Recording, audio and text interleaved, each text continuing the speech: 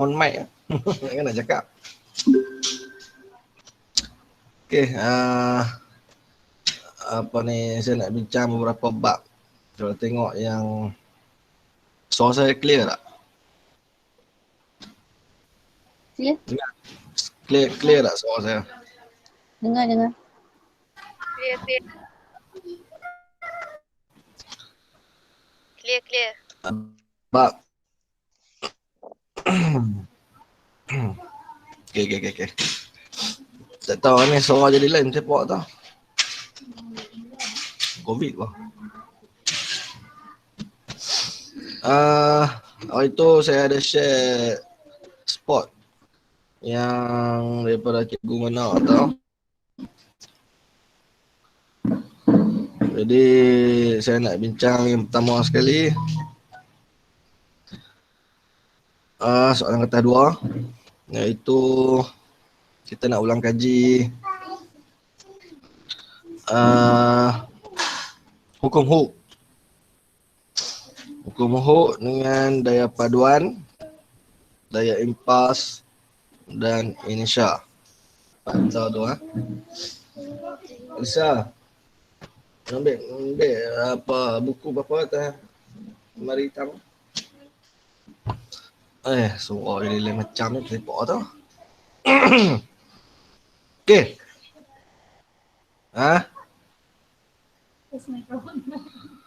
Bukan, suara mana ni? Kita mula dengan hukum Hooke. Semua ni belajar dah, cuma nak recall balik saja.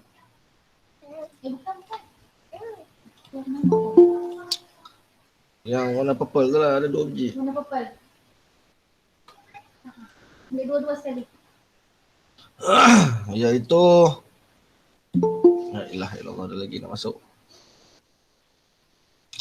Siapa ni? Mayom. Semua nama samaran. Amira Maisarah. Cukup semua masuk dah.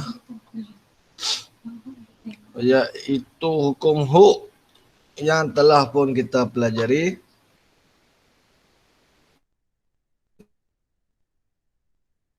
Zaman. Tak buka kitab dulu, lupa dah.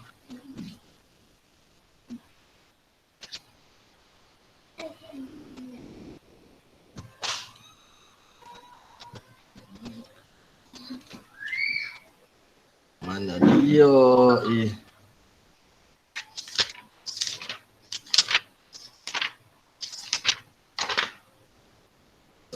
Kanan lah.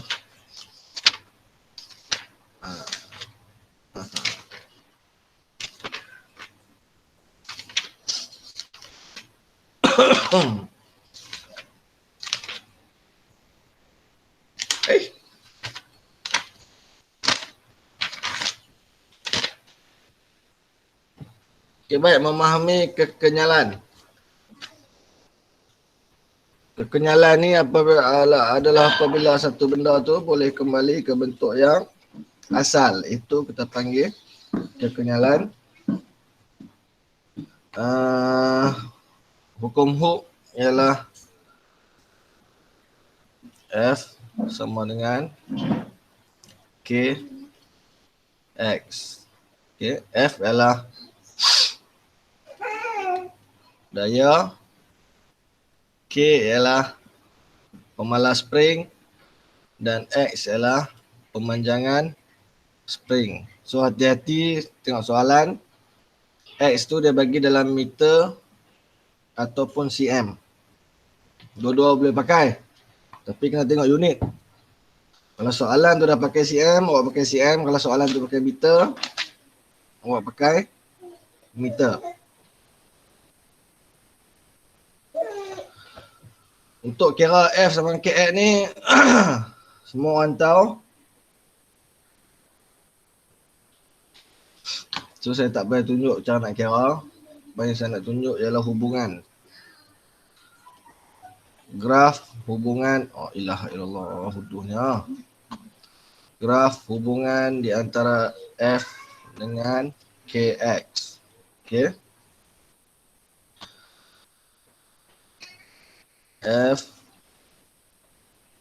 X. So graf dia ialah graf, la ilaha illallah, graf lurus. Graf lurus ni maksud dia berkadar langsung. Dan kalau awak perhatikan dia punya permulaan graf ni berada betul-betul pada asalan. Okey. Jadi dia bukan bertambah secara linear tapi dia adalah berkadar terus. Okey. Dan kecerunan graf ini, kecerunan dia adalah membawa nilai K. Okey, kalau awak tengok dalam ni dah ada F, dah ada X. Yang tak ada lagi ialah K. Dan F ni ialah kita punya paksi Y. Kalau awak ingat lagi, Y sama dengan MX tambah C. C kita ialah asalan kosong. So Y sama dengan MX. Inilah persamaan bagi graf ini.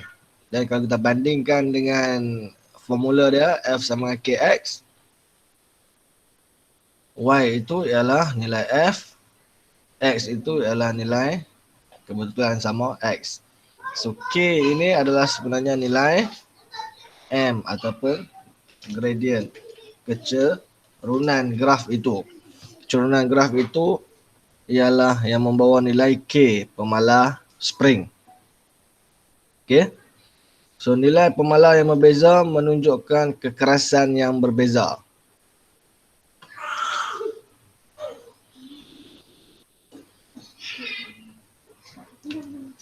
Tak boleh, dia abang duk try tak ada pula hutang tu orang ni.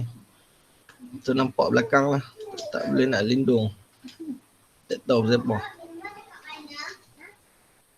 Okey.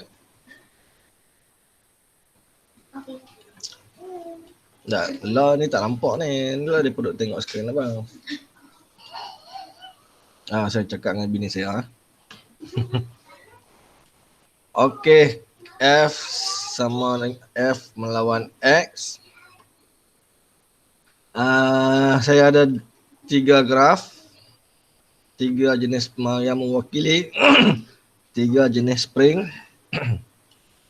Dia garis lurus semuanya garis lurus. Tapi saya lukis dengan tangan tu dia jadi tak lurus So kita ada graf hijau, biru dan merah yang membawa kecerunan yang berbeza. Yang paling cerun ialah graf hijau. Dia paling cerun sekali berbanding dengan merah yang tak berapa cerun. Dan biru di tengah-tengah, sedang-sedang. Jadi kecerunan ini hijau ada yang paling tinggi, diikuti oleh kecerunan biru dan kecerunan graf spring merah. Now, apakah yang ditunjukkan oleh nilai kecerunan itu, iaitu nilai pemalar spring itu? Apa maksud dia? Ianya bermaksud stiffness ataupun kekerasan spring. Kekerasan spring. Spring manakah yang lebih keras? Antara hijau, biru dan merah. So kecerunan paling tinggi adalah spring hijau. Jadi spring hijau yang mempunyai kekerasan paling tinggi. Okey. Kalau awak tengok contoh, saya ambil satu point. Katakan F sini 10. X ni adalah 2 cm. Maksud dia bagi 10 Newton daya baru dia meregang 2 cm. Bagi 10 Newton daya baru regang 2 cm. Kita bandingkan dengan yang merah.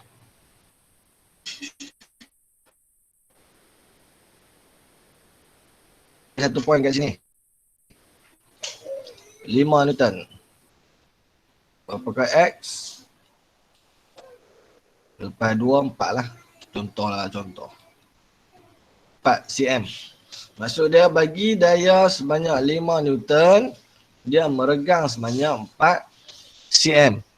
Bagi daya sikit pun dah regang 4. Bandingkan dengan yang hijau tadi, bagi daya 10 baru regang 2. Okay. Sebab tu kita katakan spring yang hijau lebih keras daripada spring yang merah. Juga lebih keras daripada spring yang biru. Okey. So nilai pemalas spring ataupun kecerunan bagi graf ini ialah nilai nak menunjukkan kekerasan spring. Spring manakah yang lebih keras. Jadi kita kena ingat yang mempunyai kecerunan paling tinggi itulah yang spring yang paling keras. Okey. Nah, kalau spring yang mempunyai kecerunan yang rendah, ianya ialah spring yang lembut. Okay. Faktor yang mempengaruhi kekenyalan, panjang spring, diameter spring, diameter dawai dan juga jenis bahan. Entah awak boleh tengok dalam buku modul awak, buku terlepas, muka surat 108. Okay, kat situ ada ditunjukkan yang mana lebih keras, yang mana lebih kurang kenyal. Yang mana lebih kenyal, mana kurang kenyal. Kemudian susunan spring.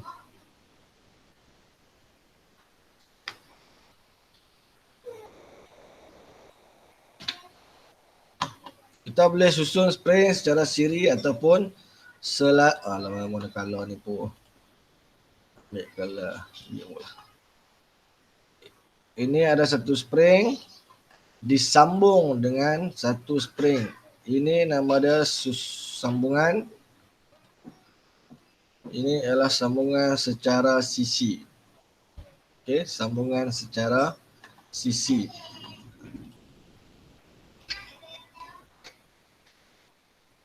Sambung pemberat. Okey. Sambungan sisi daya ni tidak berubah. Kalaulah soalan tu dah abad daya 20 Newton, so pengiraan awak untuk spring yang pertama dan spring yang kedua bila awak gunakan F sama dengan KX, F itu kekal 20 untuk kedua-dua spring. Sebab dia sambungan secara siri. F itu tidak berubah. Tapi awak kena kira untuk kedua-dua spring. Sebab spring yang pertama akan meregang, yang kedua pun akan meregang. Dua-dua akan meregang. So, dua-dua punya pemanjangan spring itu hampa kena tambah untuk dapatkan pemanjangan spring yang sebenar.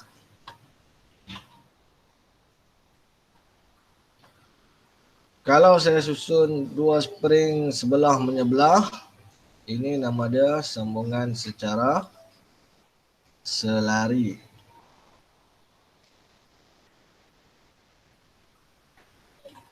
Okey, ini sambungan secara selari. Kalau kita ada daya 20 Newton, bila awak nak kira menggunakan formula ni, yang ini bahagi. Kalau ada dua spring, bahagi dua. Maksudnya satu spring dapat 10 Newton. So, bila hang guna formula F sama dengan KX, F itu sudah jadi 10. F sudah jadi 10. Okey. Dan untuk kes ni awak cuma perlu kira sebelah saja, tak perlu kira dua-dua. Sebab pemanjangan yang sebelah ini sama dengan pemanjangan sebelah ini. Jumlah pemanjangan dia tak perlu campur sebab dia sebelah menyebelah. Kalau kes yang ini tadi, pemanjangan dia kita kena campur.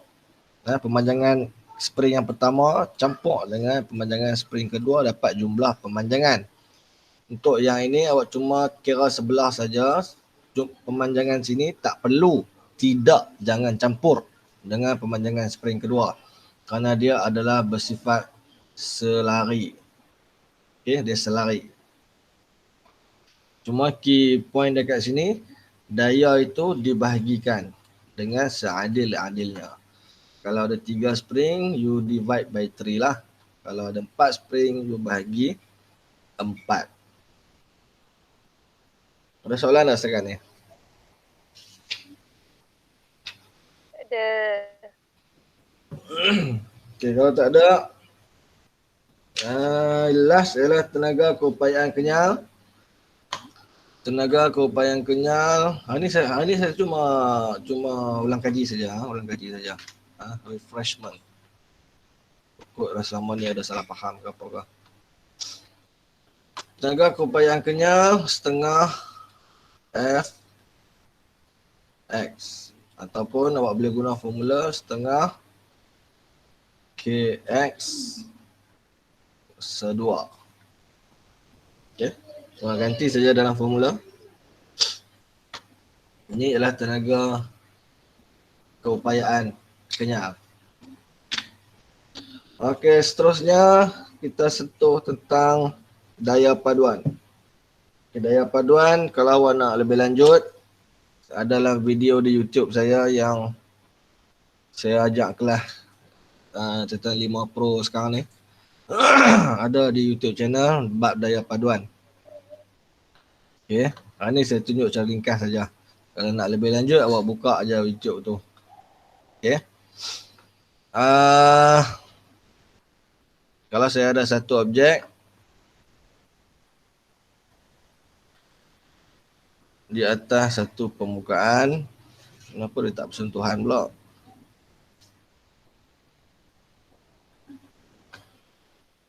Buat lain lah. Puas hati betul. Ini permukaan. Ini adalah objek. So, kalau ada daya tarik ke sebelah kanan 50 Newton, daya tarik ke sebelah kiri 30 Newton. Nat, berapa daya paduan Nat?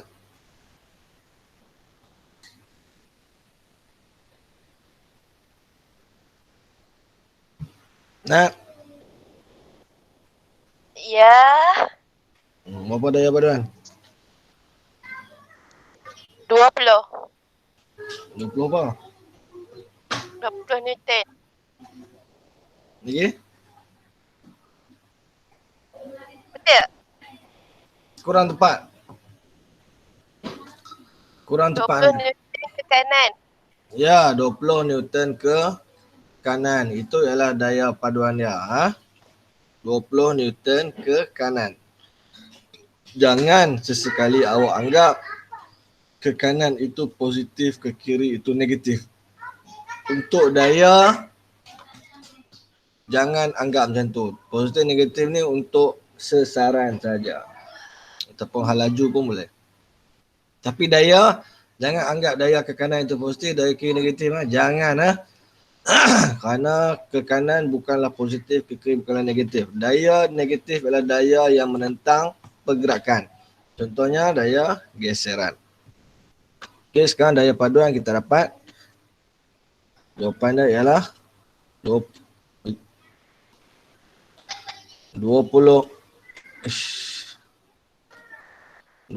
Newton ke kanan. Okey, awak tulislah ke kanan tu. Janganlah duduk buat nak panah pula. Seterusnya, saya nak ingatkan awak tentang berat dan daya normal. Berat kita tahu sentiasa ke bawah, katakan dia ni 3 kilo. So berapakah berat dia? 30 Newton. Ke mana arah berat? Ke bawah, menuju pusat graviti. Pada masa yang sama, kotak ni telah pun mengenakan daya kepada meja. Dan la ilaha illallah, apa ni?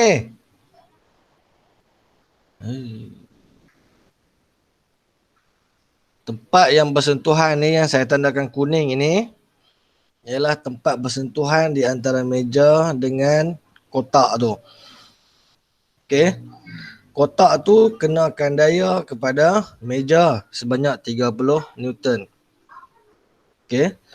kotak kenakan daya kepada meja 30 Newton, dan pada masa yang sama kotak meja juga akan bagi daya kepada kotak. Okey, meja bagi daya ke kotak sebab dia bersentuhan. Okey, ini kita panggil sebagai daya normal ataupun R. Awak dah belajar dah ni, cikgu cuma nak ingatkan saja. Okey, R ialah daya normal yang bertindak ke atas kotak itu yang disebabkan oleh meja. So, apakah nilai R? Jawapannya ialah 30 Newton. Sama dengan nilai berat. Okey, ini ialah mematuhi hukum Newton ke-3. Iaitu daya yang sama dikenakan cuma berlainan arah. Okey, sama macam kita tumbuk meja, tangan kita pun sakit. Kita bagi daya pada meja guna penumbuk. Pada masa yang sama meja pun bagi daya kepada penumbuk kita dengan nilai yang sama. So tangan kita pun sakit. So ini ialah daya normal. Sebab dia duduk atas meja tak bergerak. Sebab tu ada daya normal. Okey. So daya paduan seterusnya ialah leraian daya. Pokok ada yang lupa, cikgu sekadar nak mengingatkan saja. Dah kuning pun kuning lah.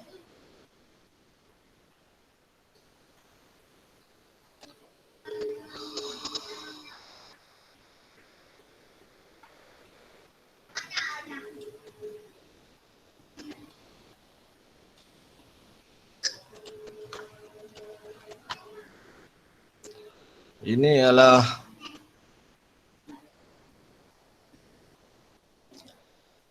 okey. Katakan saya ada satu daya F yang tarik satu objek. Katakanlah dia sebuah kotak. Kuning juga. Tukar kalah. Kotak tu warna hitam. Okey. Daya F ini tarik kotak ni pada sudut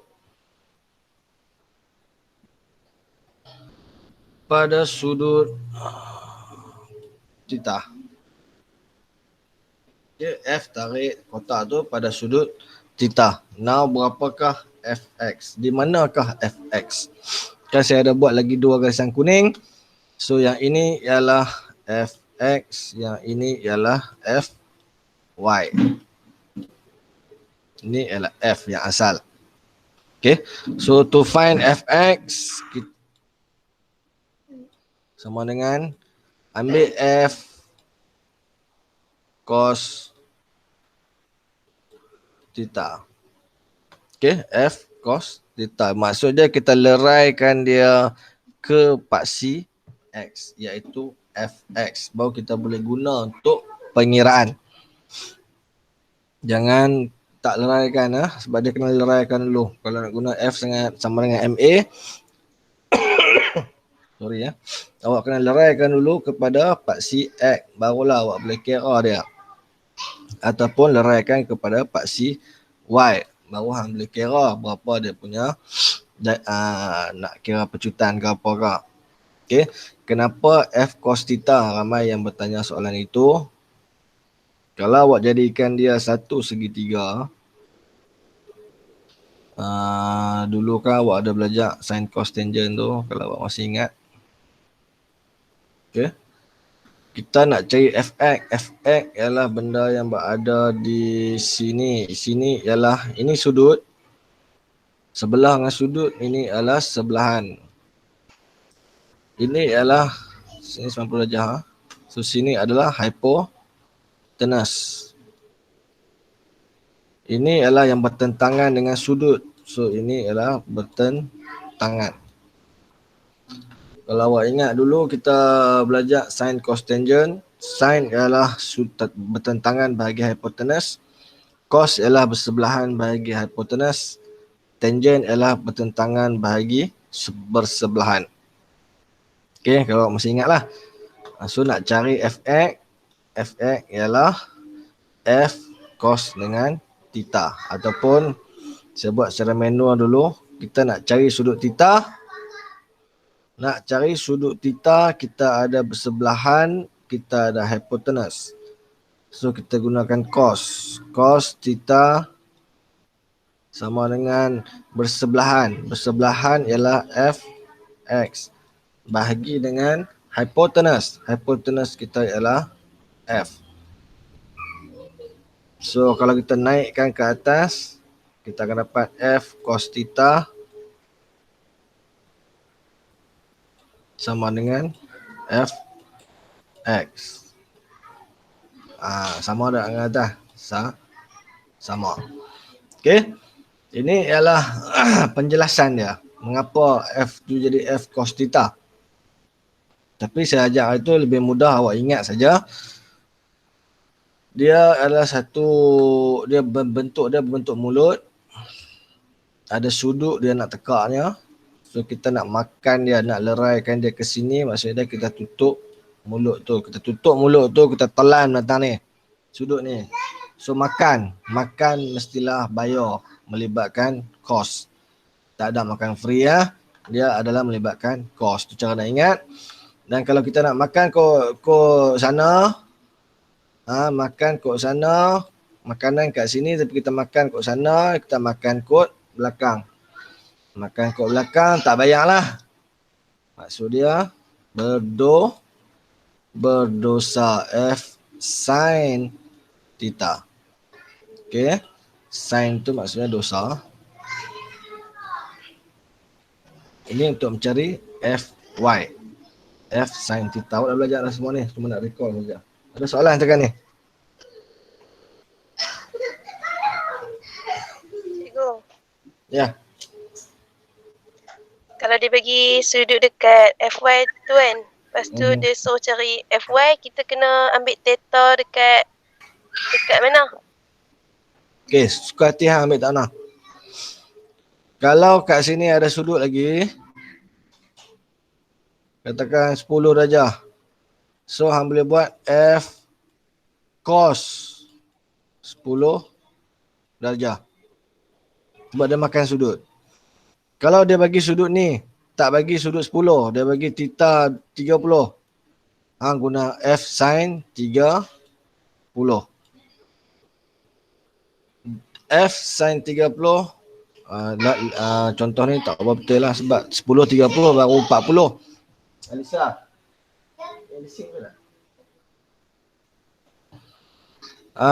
Kalau sini 30, sini 60 lah. Okay, 60, 30, 90 kan. So F sin 30 dengan F cos 60, kalau tekan kalkulator nilai dia sama. Sin 30 dengan cos 60 adalah sama nilai dah.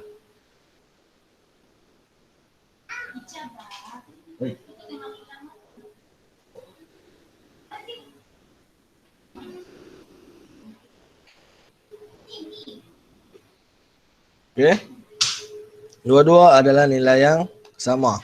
So boleh pilih nak guna sudut yang mana. Kalau guna sudut dia cos, kalau nak guna sudut yang sebelah sini jadi dia sin untuk mencari fx.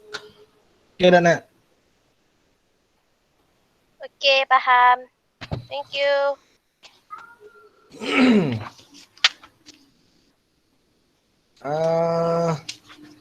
Saya nak recall awak punya memori tentang inclined plane ataupun satah condong. Mana tu dah satah condong.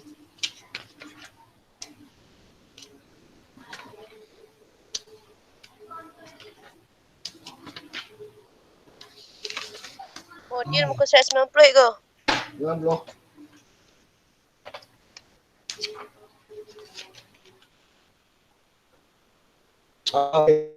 Plane. Macam mana pergerakan objek pada satah yang condong. Okey. Saya ada satu satah, satu landasan, kemudian satu lagi satah condong. Okey, kemudian saya ada satu objek. Okey. Tak kena pula tu. Tak apa kita buat dia. Alright. So objek ni berada pada satu satah yang condong yang membuat sudut brush. Allah color pun. Sudut 30 darjah. Contohnya 30 darjah. Now F ialah F apa? So apakah daya yang menarik F ke bawah? Sekarang objek ni of course dia akan mengelusok ke bawah. Okey, sekiranya tidak ada daya geseran, dia akan mengelusok ke bawah. So apakah yang menyebabkan dia mengelusok ke bawah? Apakah daya yang menarik dia? Okey, iaitu berat. Okey. Berat dia yang menuju ke pusat bumi juga dileraikan ke situ dan menghasilkan daya F. Okey. So nak kira dia punya F ni ialah W sin theta. Okey. W ni berat dia, sin theta. Theta ni 30 lah. So sin 30. Untuk tahu berapakah F. Okey, ambil berat dia sin 30. Kita dapat dia punya, kita leraikan dia untuk jadi F. So F yang bertindak di sini ialah berat. Now kita tahu berat sama dengan mg. So graviti di bumi sentiasa sama. Now yang mempengaruhi daya di sini ialah M, iaitu jisim. Kalau kita tengok hukum Newton yang kedua, F sama dengan MA. Jisim adalah berkadar songsang dengan pecutan, betul? Bandingkan saya yang gemuk lari dengan Hamizah yang kurus, Hamizah yang ringan akan pecut lebih banding saya yang gemuk. Tetapi kalau kita berada pada satah condong macam ni, kalau kita bandingkan lori kontena yang bertantan dengan sebuah kereta kancil, siapa yang turun bukit lagi laju? Maksudnya yang mempunyai pecutan yang lebih tinggi. Of course lah lori yang bertantan. Tapi tadi cikgu kata mengikut hukum Newton kedua, jisim adalah berkadar songsang dengan pecutan. Patutnya makin kecil jisim makin kecil lah pecutan. Tapi kenapa kalau lori yang berada di atas bukit lebih pecut laju berbanding dengan kereta kancil waktu nak turun, bukan waktu nak naik, waktu nak turun. Okey, kerana F yang bertindak pada objek pada satah condong, dia dileraikan daripada berat dia. W dia itu, berat dia itu yang dileraikan menjadi Fx kat situ. Okey. Dan kita tahu berat dipengaruhi oleh jisim dengan graviti. Okey. So dalam kes ini jisim itu bertukar menjadi daya. Sebab itu kembali kepada hukum Newton yang kedua, F adalah berkadar langsung dengan pecutan. Kerana apabila jisim dia dah tukar jadi daya, so daya dengan pecutan adalah berkadar langsung. Lagi besar daya, lagi besarlah pecutan. So kalau lagi besar jisim dia untuk satah condong, lagi besarlah daya yang terhasil dan lagi besarlah terhasilnya pecutan. Okey. Kalau yang hukum Newton kedua tadi, pecutan dengan jisim berkadar songsang, itu lebih sesuai diamalkan di satah yang melintang yang saya buat ni. Dia satah biasa aja, bukan condong. Kalau condong dia dah tukar jadi daya. So jisim mempengaruhi pergerakan objek ketika melalui satah condong. Okey. So kita tahu Fx kat sini ialah mg sin theta. Okey, yang ni yang saya buat tadi ni, saya dah leraikan. So formula dia Fx sama dengan mg sin theta. Okey, Fx ke sini pada masa yang sama dia juga ke atas. Sekiranya objek ini tidak bergerak, maka daya geseran friksional Fr adalah sama dengan mg sin theta sekiranya dia tidak bergerak. Kalau objek bergerak ke bawah, mg sin theta lagi besar daripada Fr. Okey. Kalau dia bergerak ke bawah, mg sin theta lagi besar daripada Fr. Barulah dia boleh bergerak ke bawah. Okey. Ada soalan nak tanya pasal ni? Tak ada ego. Apa tidur ke weh? Saya tak tidur ah. Amelia? Tidur ke Amelia? Tak. Okay, good. Okay. Daya impas. Okay, apa dah? 11 lebih. 6 minit lagi So kita stop dekat daya impas Daya impas kuasa bawah.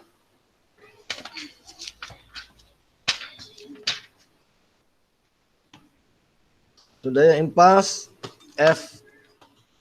impas ialah FT. Impas sama dengan FT, so daya impas sama dengan Surat 64 cikgu. 64 Okey. Daya impas sama dengan MV tolak MU bahagi T. So T berada di bawah, jadi T sangat memainkan peranan untuk daya impas. Ini awak semua dah selalu sangat saya terangkan. Okey. Kita bandingkan sebiji telur jatuh satu di atas tilam. Ini ada tilam. Satu lagi jatuh di atas lantai. Now, kedua-dua telur ni jatuh dilepaskan pada waktu dan hari yang sama oleh orang yang sama. Satu jatuh atas tilam, satu jatuh atas lantai. So, yang manakah yang akan pecah? Of course, awak semua tahu yang akan pecah ialah jatuh pada lantai. Jatuh atas tilam, dia tidak pecah. Malah dia seronok bersukaria melompat di situ. Kerana apa? Kerana T, time of impact. Okey, ketika dia lantai, masa tindak balas T adalah sangat rendah. Daripada telur ni sampai mencecah lantai, masa tindak balas mungkin T dia hanyalah 0.1 saat. So daya yang terhasil adalah lagi besar. Bila daya yang terhasil lagi besar, telur akan pecah. Okay. Bandingkan dengan yang jatuh di tilam, masa tindak balas adalah lebih lama.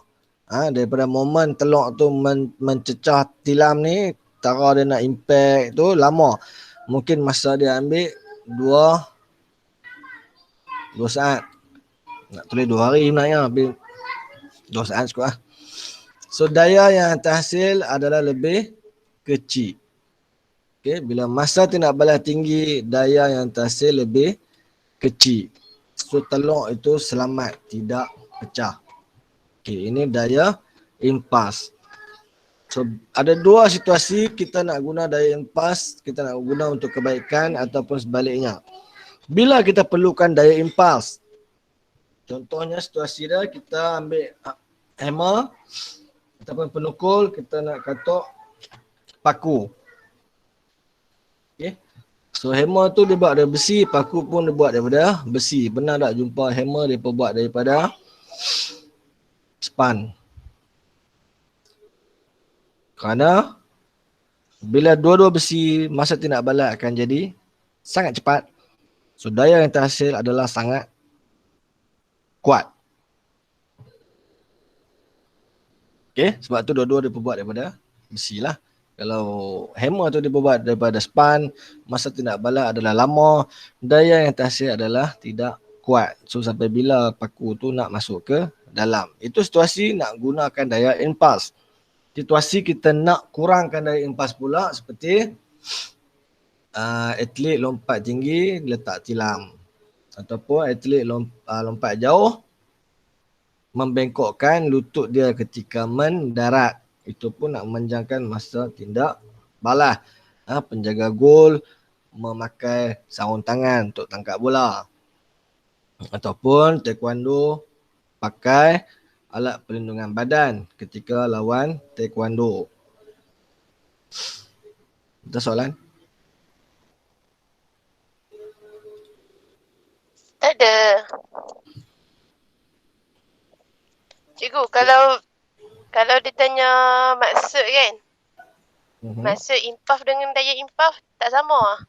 Tak.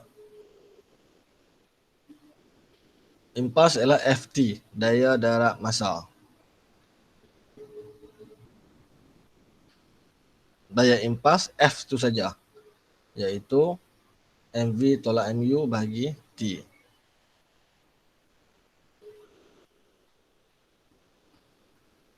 Okey dah nak? Okey. Ada soalan lain lagi?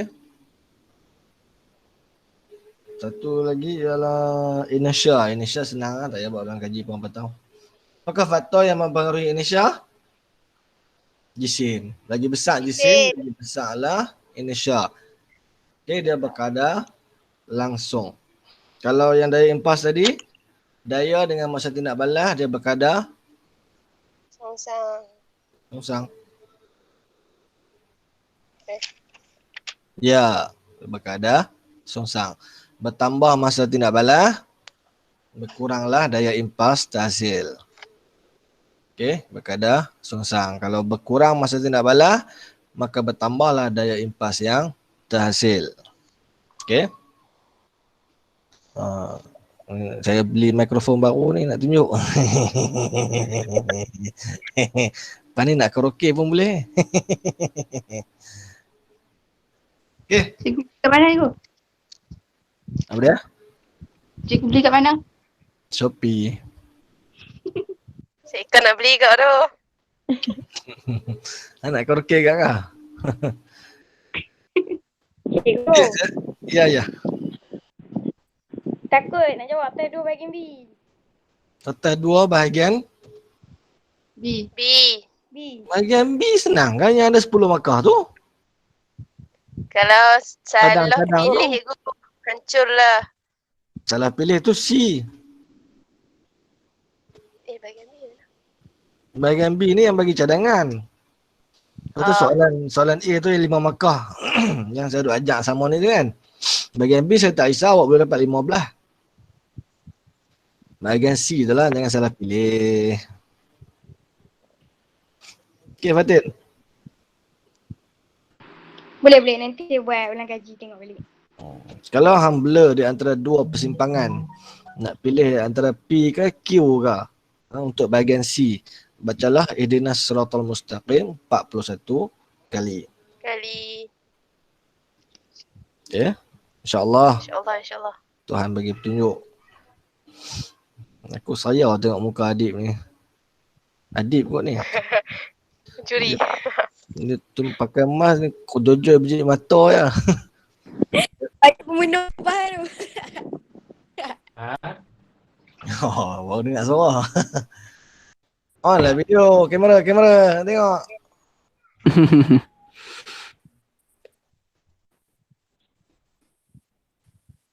Buka lah kamera. Ampun ni ya. Siapa? Semua. Dia sengadip tu. Dia ni sengadip lah. Loh, saya dah buka baju ke nak tunjuk video TikTok ke? Suruh tunjuk muka, bukan suruh tunjuk perut. Kelas dah habis ni. Nak sembang boleh sembang. Sebenarnya hari ni hari apa? Jumaat. Sabtu, Ahad. Jumaat. Isnin insyaAllah kita buat.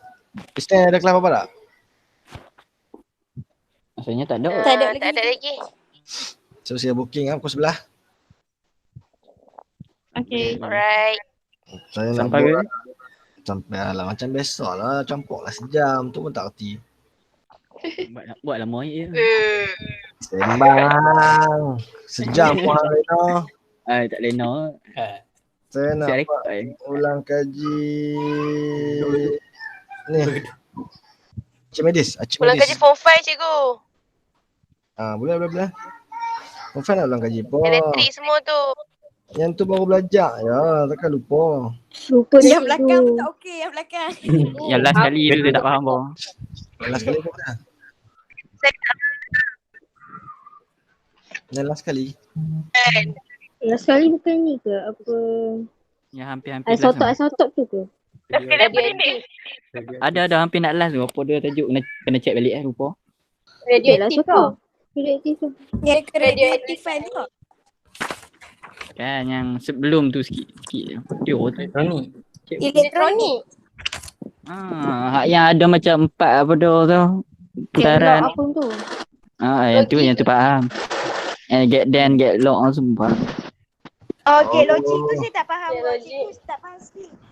Tak faham ni kot. Foyek bias 1000. Bincang balikan tu kot. Yang tu. Kat YouTube banyak video tengok abang. Alah usaha pun tak mau.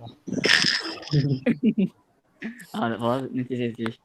Tak apa, bila hari Isnin kita tengok Archimedes dengan Pascal. Kalau ada masa kita bincang pasal Dayak tu. Saya cadang next week dalam, tapi next week saya Isnin je saya free tu, 15 hari pun. Allah, 15 Isnin.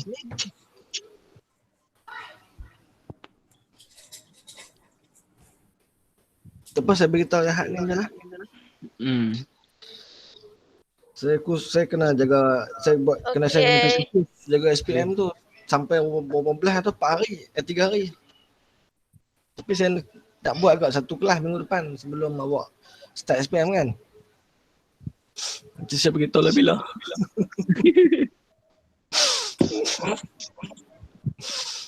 Okay, kalau tak apa-apa. Jumpa lagi tahun depan. Video ni saya upload di YouTube. Jangan lupa like and Okay subscribe. cikgu. Happy birthday. Bila nak sampai 20 Birthday kau. subscriber ni. Hampa daftar lah email banyak-banyak. Seorang daftar 10. Dapat 200 subscriber lah.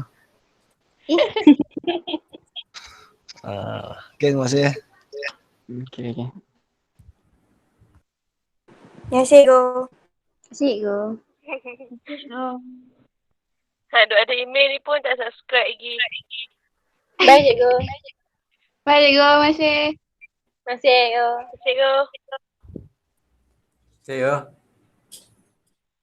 Lapak. Berapa Baik. bilang cikgu?